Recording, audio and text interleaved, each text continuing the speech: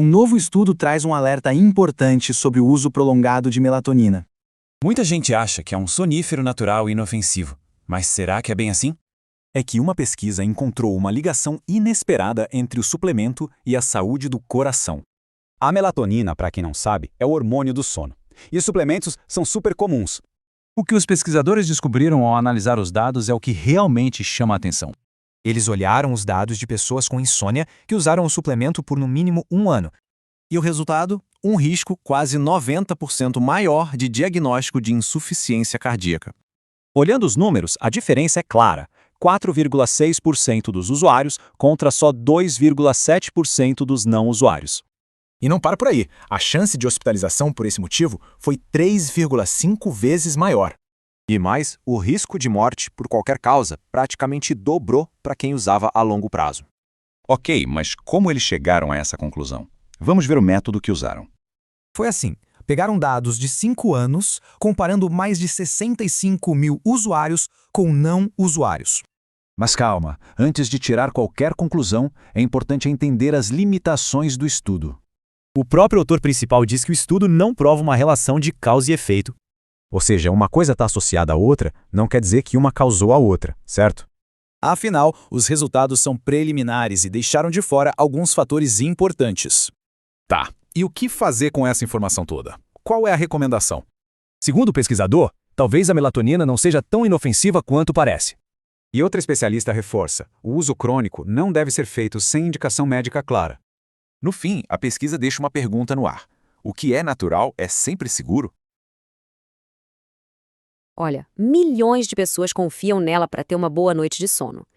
Mas e se esse suplemento natural, tão popular, estivesse, na verdade, escondendo um risco inesperado para o coração?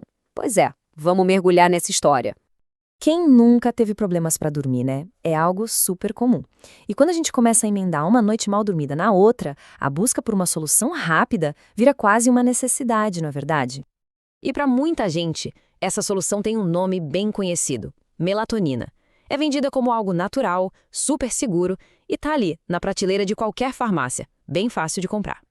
Então, para a gente entender rapidinho, a melatonina é um hormônio que o nosso próprio corpo produz, sabe? Ele é tipo o sinal que avisa que está na hora de descansar. O que os suplementos fazem é basicamente imitar esse sinal natural para ajudar a gente a resetar o nosso relógio biológico quando ele está meio bagunçado. Só que é bem aqui que a história começa a ficar um pouco mais complexa. Uma pesquisa que saiu agora está acendendo um alerta. E um alerta bem surpreendente, que tem a ver diretamente com o nosso coração. Olha só, um estudo novo, ainda preliminar, mas que foi apresentado num evento super importante, o Congresso da Associação Americana do Coração, trouxe uma descoberta que está fazendo a comunidade médica repensar o que se sabia sobre a segurança desse suplemento. O pesquisador-chefe do estudo, o Dr. Ekenedilitiku Nadi, foi assim, bem direto ao ponto. Ele disse que os suplementos de melatonina podem não ser tão inofensivos quanto a gente imagina e que, se isso for confirmado, o jeito que os médicos aconselham os pacientes sobre o que tomar para dormir pode mudar e mudar muito. Ok, mas que risco é esse, afinal? Qual é o tamanho do problema? Vamos dar uma olhada nos números para a gente entender melhor o que está em jogo. Então, o que eles fizeram foi o seguinte: pegaram os dados de mais de 130 mil pessoas com insônia e acompanharam elas por 5 anos. Eles compararam quem usou melatonina por 1 ano ou mais com quem não usou. E o que eles descobriram, bom, é bem impressionante. O resultado mostrou um aumento de praticamente 90%. 90% a mais de chance de receber um novo diagnóstico de insuficiência cardíaca. É um aumento de risco que, nossa, não dá para ignorar de jeito nenhum. Para a gente ter uma ideia mais clara, no grupo que não usava melatonina, 2,7% tiveram diagnóstico. Agora, entre quem usava melatonina por muito tempo, esse número pulou para 4,6%. E não para por aí, viu? A chance de precisar ser internado no hospital por insuficiência cardíaca foi 3,5 vezes maior para quem usava melatonina por um longo período. E agora vem talvez o dado mais pesado de todos. Quem usava melatonina teve quase o dobro de chance de morrer, por qualquer motivo que fosse, durante esses 5 anos de estudo. Ok. Esses números são de assustar, né? Com certeza. Mas calma. Antes de sair tirando qualquer conclusão, é super importante a gente entender o contexto, porque, olha, todo estudo científico tem as suas limitações. E aqui está o ponto mais importante de todos, talvez. A associação não é a mesma coisa que causa. O que isso quer dizer? Quer dizer que o estudo encontrou uma ligação, uma conexão. As duas coisas aconteceram juntas, mas isso não prova que uma causou a outra, entende? Pode ter outros fatores nessa história. E tem mais alguns pontos importantes para a gente ter em mente. Primeiro de tudo, a pesquisa ainda é preliminar, ou seja, ela ainda não passou por aquele pente fino de outros cientistas. Segundo, eles não conseguiram rastrear quem comprava melatonina por conta própria, sem receita, e isso pode ter bagunçado um pouco os resultados. E por último, coisas super importantes como o quão grave era a insônia da pessoa ou se ela tinha depressão, que a gente sabe que afeta o coração, isso não foi medido. Beleza! Com tudo isso na mesa, o que a gente faz com essa informação toda? Bom, vamos ver o que uma especialista que entende do assunto tem a dizer. A doutora Maria Pierre Saint-Onge, que não participou do estudo, ficou bem surpresa com esses resultados. E ela levanta um ponto super importante. A melatonina, no geral, não é o tratamento indicado para insônia crônica, o que torna esses resultados sobre o uso por tanto tempo ainda mais intrigantes, para dizer o mínimo. Então, no fim das contas, a mensagem principal é essa. O estudo não bate o martelo, não é uma prova final, mas ele é sim um grande sinal de alerta. É como se levantassem uma bandeira vermelha, sabe? Dizendo, ei, a gente precisa pesquisar mais a fundo a segurança da melatonina quando usada por muito, muito tempo. Tá, e na prática, o que isso tudo significa para quem toma melatonina hoje? Primeiro, e mais importante, nada de pânico. Como a gente viu, a pesquisa é preliminar. Segundo, serve como um bom lembrete de que natural nem sempre quer dizer totalmente sem risco. E terceiro, o passo mais inteligente e seguro de todos, bater um papo sincero sobre isso com um médico ou médica de confiança. E tudo isso nos leva a uma reflexão final, né? Esse suplemento para dormir vale ou não vale uma conversa com um profissional de saúde? Depois de tudo que a gente viu aqui, talvez a resposta para essa pergunta seja muito mais importante do que a gente pensava. Aqui está um resumo para você sobre os potenciais riscos do uso prolongado de melatonina, com base num artigo da curadoria da série do Dr. Dario Santucci.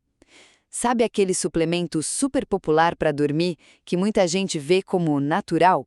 Pois é. Um estudo preliminar da American Heart Association está questionando a segurança da melatonina, sugerindo que o uso a longo prazo pode não ser tão inofensivo quanto a gente pensa. Primeiro, vamos falar da associação com a insuficiência cardíaca. A pesquisa analisou dados de mais de 130 mil pessoas com insônia por 5 anos. E a conclusão foi, olha, surpreendente. Quem usou melatonina por 1 ano ou mais teve uma chance quase 90% maior de ser diagnosticado com insuficiência cardíaca. Isso em comparação com quem não usou, claro. Segundo, e aqui a coisa fica mais séria, o aumento no risco de hospitalização e morte. Os usuários de melatonina a longo prazo se mostraram quase 3,5 vezes mais propensos a serem hospitalizados por insuficiência cardíaca.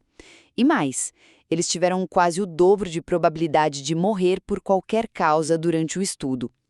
E, finalmente, um ponto super importante. Isso é uma associação e não uma causa direta. É crucial entender isso. O estudo ainda é preliminar, ou seja, não foi revisado por outros especialistas. Os próprios pesquisadores apontam limitações, então. Mais pesquisas são necessárias para confirmar esses achados, ok? Resumindo, a ideia de que a melatonina é um auxílio para o sono totalmente seguro para uso contínuo está sendo desafiada, o que indica que é preciso ter cautela e conversar com um médico. Sabe aquela noite de insônia? Ficar rolando na cama, buscando um jeito de apagar? Acho que quase todo mundo já passou por isso. E para muita gente, a solução parece óbvia. Tá ali na prateleira, melatonina. Tem essa imagem de ser algo natural, sabe? Seguro. Mas e se o uso contínuo, a longo prazo, não for tão inofensivo assim? E é exatamente essa a nossa discussão de hoje. A gente vai mergulhar fundo em um estudo bem recente que tá gerando um certo barulho. Ele levanta umas questões sérias sobre a relação entre o uso prolongado de melatonina e a saúde do coração. E o material que vai guiar nossa conversa, ele vem de uma fonte excelente, que é a curadoria de artigos resumidos da série do Dr. Dario Santucci. A gente vai analisar, mais especificamente, um comunicado de imprensa da American Heart Association. A Associação Americana do Coração. Isso, sobre uma pesquisa preliminar que foi apresentada no Congresso Scientific Sessions 2025. Então, a questão é, o que essa pesquisa realmente diz pra gente? É hora de separar os fatos da suposição, né? Bom, antes da gente entrar de cabeça no estudo, talvez valha a pena alinhar o básico só para todo mundo ficar na mesma página. O que é exatamente a melatonina? Então, na sua essência, ela é um hormônio que o nosso próprio corpo produz.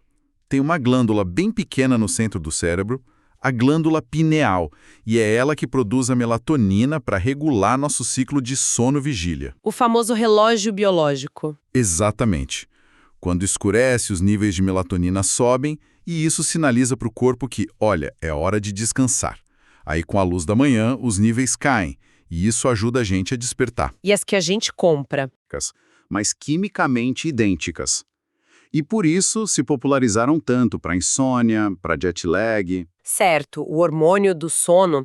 Mas o que a gente pega na prateleira da farmácia não é a mesma coisa que um remédio com receita, né? Tem uma diferença importante aí. Uma diferença, assim, fundamental. E esse ponto contextualiza toda a nossa conversa. Em muitos países, como nos Estados Unidos, que é a base do estudo, a melatonina é regulamentada como um suplemento alimentar. Não como um medicamento. Exato.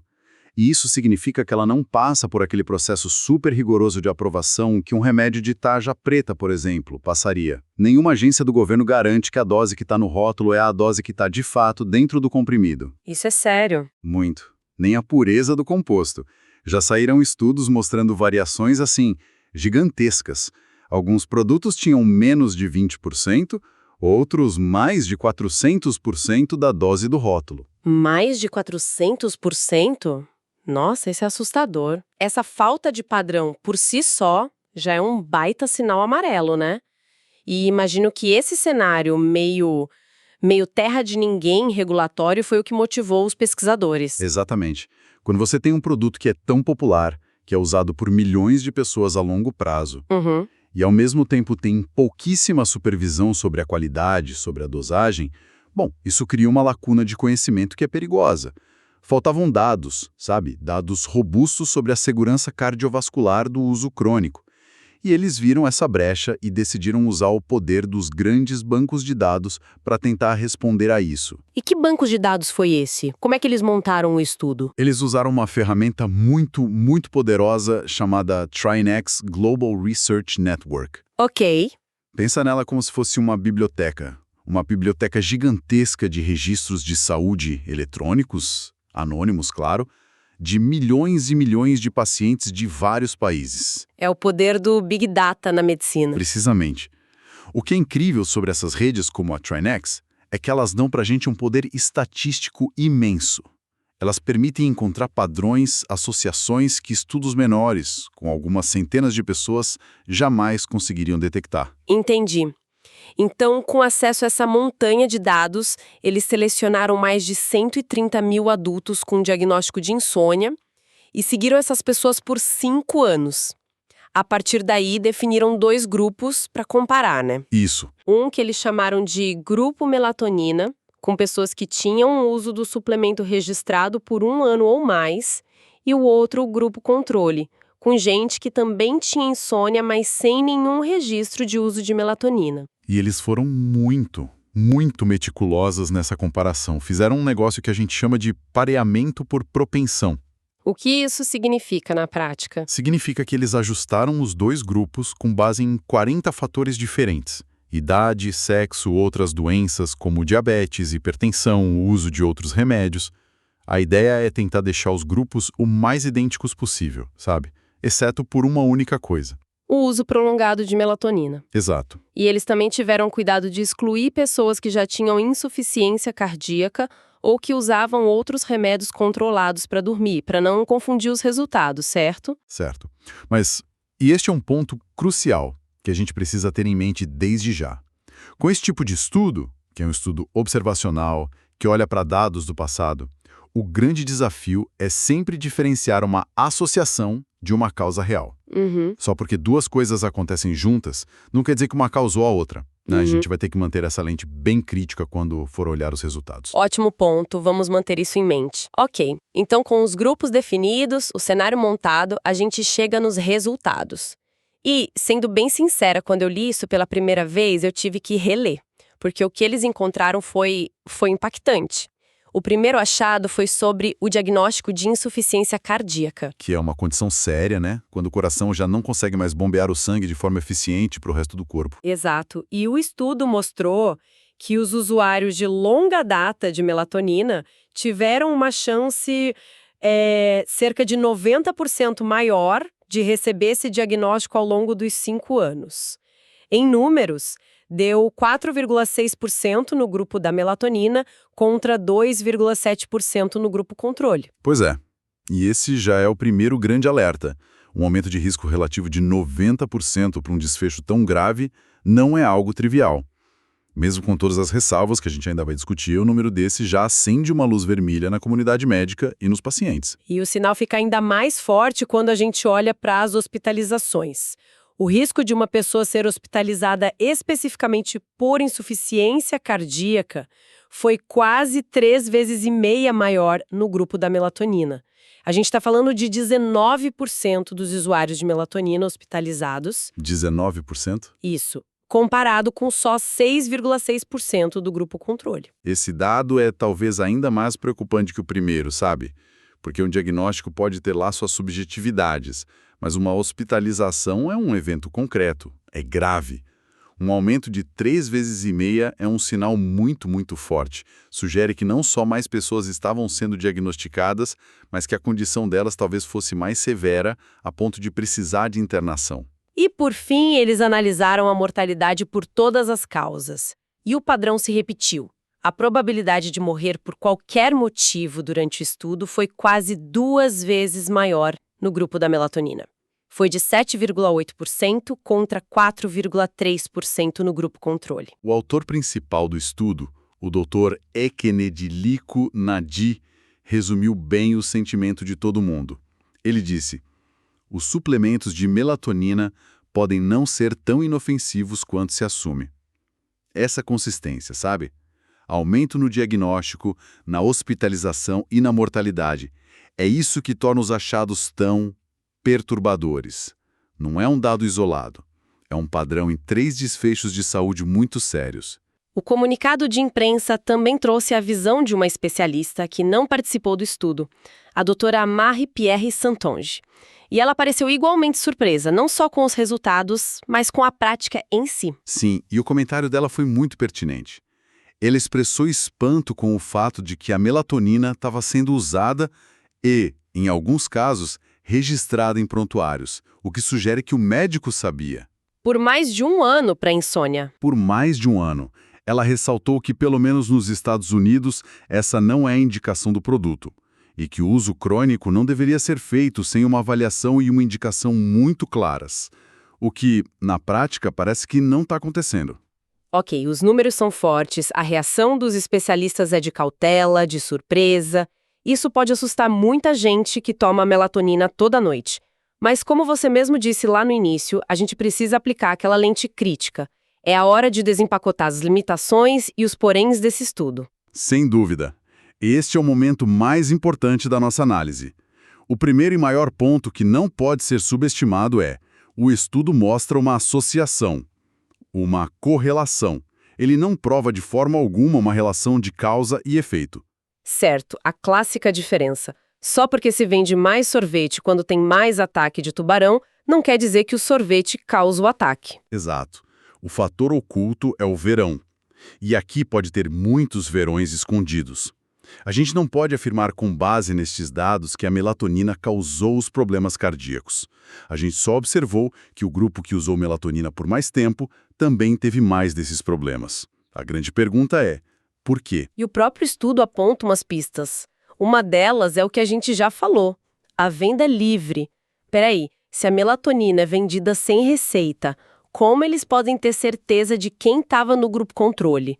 A pessoa podia simplesmente comprar e o estudo não ia saber, certo? Esse é um ponto excelente. É uma limitação gigantesca. O nome técnico disso é viés de classificação incorreta. É muito provável que várias pessoas no grupo controle estivessem, na verdade, comprando e usando melatonina por conta própria. E isso não entrava no prontuário. Exato. E se isso aconteceu, o grupo sem melatonina, na verdade, continha usuários de melatonina, o que contamina os resultados. Isso pode fazer a diferença entre os grupos parecer artificialmente maior do que ela realmente é. Entendi. E além disso, tem outros fatores dos próprios pacientes que o estudo não conseguiu medir, os tais fatores de confusão. Sim. Por exemplo, o estudo não tinha dados sobre a gravidade da insônia de cada pessoa. Ah, isso é fundamental. Nem sobre a presença de depressão ou ansiedade, que são condições, assim, intimamente ligadas à insônia. Agora, pensa comigo. Quem você acha que tem mais chance de usar a melatonina por mais de um ano? Alguém com uma insônia leve ocasional ou alguém com uma insônia crônica, severa e talvez ligada a um quadro de ansiedade? Com certeza a pessoa com quadro mais grave. Pois é. E o que a gente sabe hoje, que a insônia crônica e severa, por si só, já é um fator de risco independente e bem estabelecido para problemas cardiovasculares.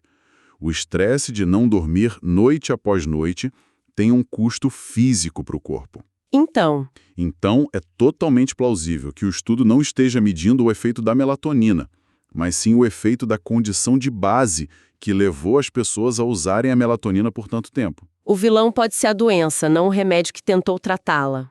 Exato. Isso muda completamente a perspectiva. E, para fechar a lista de ressalvas, a gente tem que lembrar da natureza dessa publicação, né? Não é um artigo científico finalizado. Correto. A gente está discutindo um resumo, um abstract, que foi apresentado num congresso. Isso significa que os dados são preliminares. Eles ainda não passaram por todo aquele processo de revisão por pares. Onde outros especialistas da área olham tudo com uma lupa. Isso. Eles examinam minuciosamente a metodologia, os cálculos, as conclusões, antes da publicação numa revista científica de prestígio. É um primeiro olhar. Importante, mas que precisa de confirmação. Ok. Vamos tentar juntar todas essas peças? De um lado, a gente tem um suplemento, que é um sucesso de vendas, com essa aura de natural e seguro. Do outro, a gente tem esse estudo, que apesar de ser preliminar e ter suas limitações, usa uma base de dados enorme para acender um alerta vermelho bem forte sobre possíveis riscos no uso a longo prazo. A mensagem aqui não é de pânico. Sabe? Não é para todo mundo jogar seus frascos de melatonina fora. A mensagem é de cautela e, principalmente, de respeito pela complexidade do nosso corpo. O uso crônico de qualquer substância, mesmo uma que nosso corpo produz, deveria ser feito com acompanhamento. Com conhecimento. Com conhecimento. A grande lição é que a palavra natural nunca foi e nunca será sinônimo de livre de riscos. Então, qual seria a aplicação prática para quem está nos ouvindo e talvez use melatonina há meses ou até anos? A aplicação é bem direta. Converse com um profissional de saúde. A automedicação, mesmo com um produto de prateleira, é uma aposta. Um médico, um especialista em sono, pode ajudar a investigar a causa real da insônia. Que pode ser um monte de coisa, né? Pode ser desde a apneia do sono até estresse, hábitos ruins. E aí discutir o leque completo de opções de tratamento. A melatonina pode ser uma delas, mas seu uso tem que ser pesado contra os potenciais riscos e benefícios para cada pessoa, não uma decisão no corredor da farmácia. É sobre tomar uma decisão informada em vez de uma decisão por conveniência. Perfeitamente. E isso me leva a um pensamento final, um pouco mais amplo. Esse estudo foca nos riscos da melatonina, mas ele ilumina uma questão muito maior sobre a nossa relação com suplementos em geral. Se um produto tão comum, tão estudado, tão onipresente como a melatonina ainda revela surpresas e lacunas de conhecimento sobre sua segurança a longo prazo? O que isso diz sobre os outros? Exato. O que isso nos diz sobre dezenas de outros suplementos que a gente toma, muitas vezes com base em promessas de marketing e com uma regulamentação ainda mais frouxa. A reflexão final não é só sobre a melatonina, mas sobre o nosso critério ao decidir o que colocamos no nosso corpo, dia após dia, na esperança de melhorar a saúde. Será que a gente está realmente informado ou só seguindo a corrente? Olá! Hoje a gente vai analisar um guia prático que recebemos da série do Dr. Dario Santucci. Ele ensina em 8 passos como avaliar a confiabilidade de artigos científicos. E para nossa conversa, a gente vai usar como exemplo um estudo recente sobre melatonina, que saiu pela American Heart Association. A ideia é usar esse estudo para ver como a gente pode aprofundar um pouco os critérios que esse guia, que já é excelente, apresenta. Exato. O guia é um ponto de partida fantástico, né? Cobre ali o essencial, autoria, metodologia. Conflitos de interesse. Isso. A nossa ideia aqui é pegar essa base que já é super sólida e adicionar umas camadas a mais, umas nuances, sabe? Para transformar o leitor atento num verdadeiro analista crítico. Perfeito. Então, vamos começar pelo primeiro ponto do guia, que é talvez o mais famoso. A revisão por pares, o peer review. Exato. O guia coloca isso como um selo de qualidade, o que é correto. Mas dá para ir além, né? Com certeza. O guia poderia ser ainda mais poderoso se ele ensinasse o leitor a navegar na hierarquia das evidências, a diferenciar o que é preliminar do que é um artigo já completo e revisado. Porque hoje não é uma coisa tão binária, né? De jeito nenhum. O guia apresenta a questão como uma escolha de sim ou não, ou é revisado por pares ou não é. Mas a realidade da ciência hoje é muito mais um espectro, sabe? Não é um interruptor de liga-desliga. E por que essa complexidade toda? É a velocidade da informação? É uma combinação. A pressão para publicar rápido, a internet.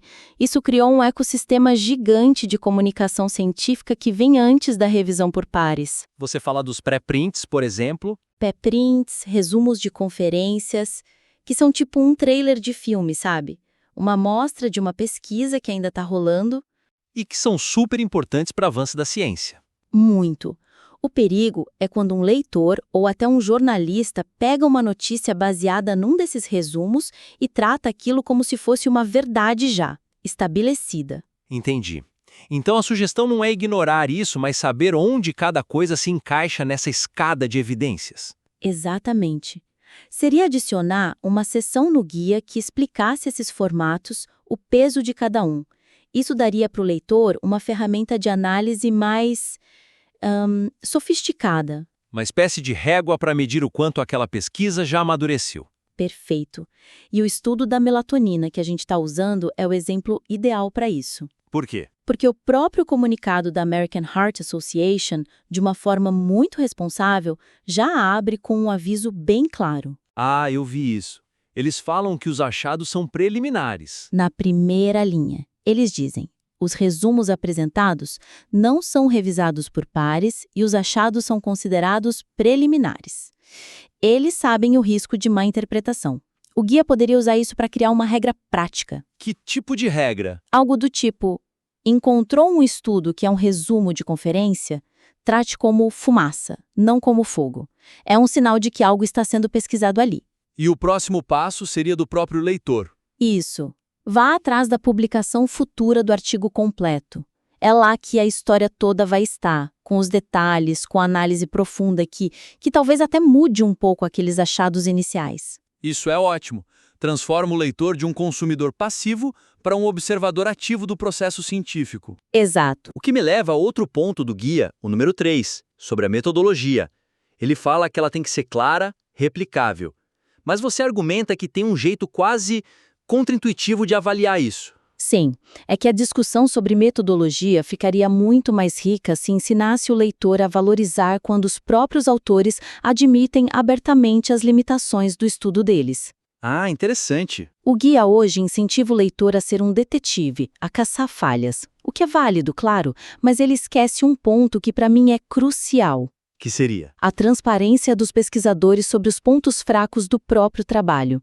Isso, na verdade, é um dos maiores indicadores de rigor científico que existem. Mas não tem o risco do leitor leigo pensar, se os próprios autores admitem problemas, então o estudo não presta, e aí descartar uma pesquisa que pode ser importante? Tem, sim.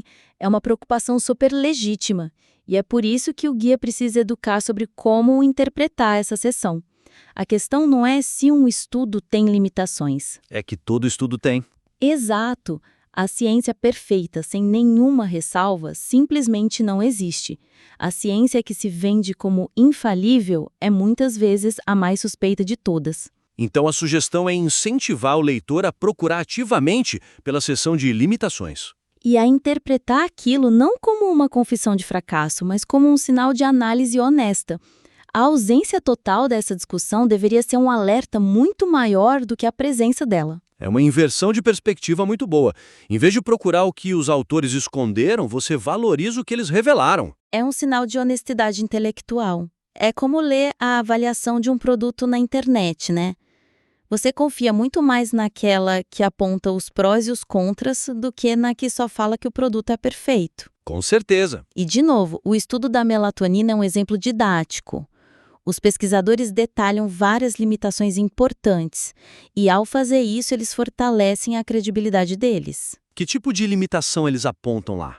Por exemplo, eles explicam que a base de dados que eles usaram não diferenciava quem usava melatonina comprada, sem receita, que é super comum nos Estados Unidos, de quem não usava.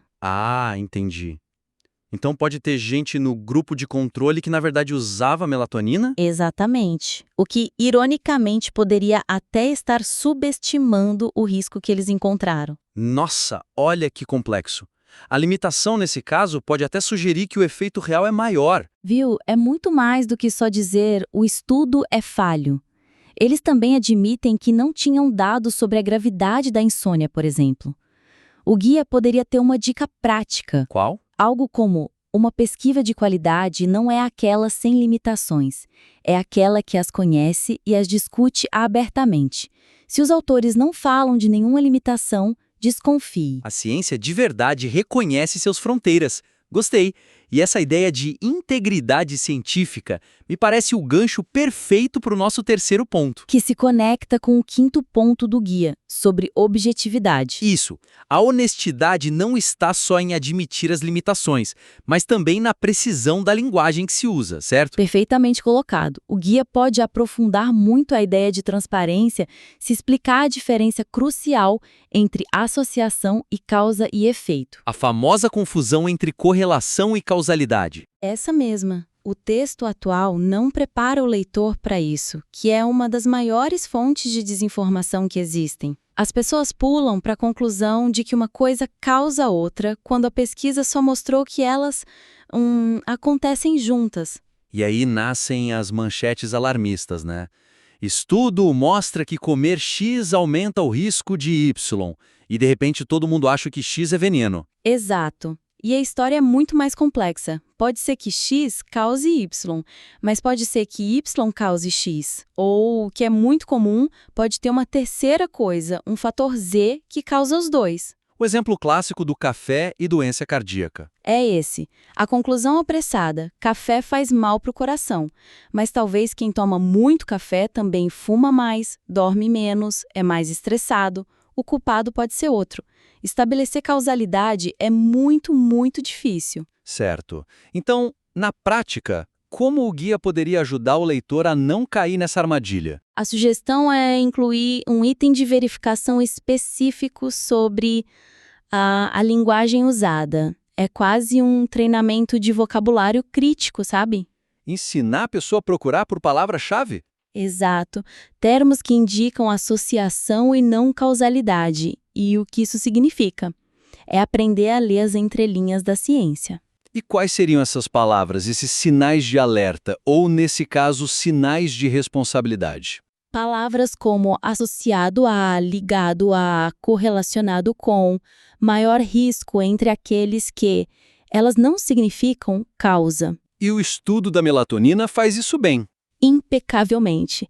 Ele encontrou uma associação, e o comunicado de imprensa da AHA repete várias vezes que o estudo não pode provar uma relação de causa e efeito. Eles são muito explícitos. Ou seja, eles estão combinando os dois pontos que a gente discutiu. Isso. Admitem a limitação do método e usam a linguagem precisa para não gerar pânico. A coerência é um sinal de qualidade. E a dica do guia seria... Fique atento ao vocabulário. Palavras como associado a são um convite à cautela, não à conclusão. Um artigo confiável ou um comunicado bem feito, como o da AAH, vai fazer essa distinção. Isso cria um filtro contra o sensacionalismo. Perfeito. Então, resumindo, a gente está sugerindo 3 grandes refinamentos para um guia que já é muito bom. O primeiro é ir além do sim ou não da revisão por pares e entender a hierarquia das evidências, saber o que fazer com pré-prints. O segundo é mudar a perspectiva sobre as limitações, enxergá-las como um sinal de força e honestidade, e não de fraqueza. E por fim, o terceiro é dar as ferramentas linguísticas para a pessoa diferenciar de uma vez por todas a associação de causalidade, uma habilidade essencial. Para não ser enganado por manchetes, né? Exato. Esses ajustes transformam o que é uma ótima lista de verificação numa ferramenta mais robusta para o pensamento crítico. A ideia é capacitar o leitor a analisar a ciência com mais profundidade e com mais segurança. É um upgrade de um checklist para um manual de alfabetização científica, de fato. Essa é a ideia. Olha, o material que foi enviado já é excelente, muito útil mesmo. Com esses refinamentos, ele tem o potencial de se tornar um recurso indispensável. Concordo plenamente. Fica o convite. Se decidir incorporar essas ideias, a gente adoraria receber a nova versão para uma nova análise.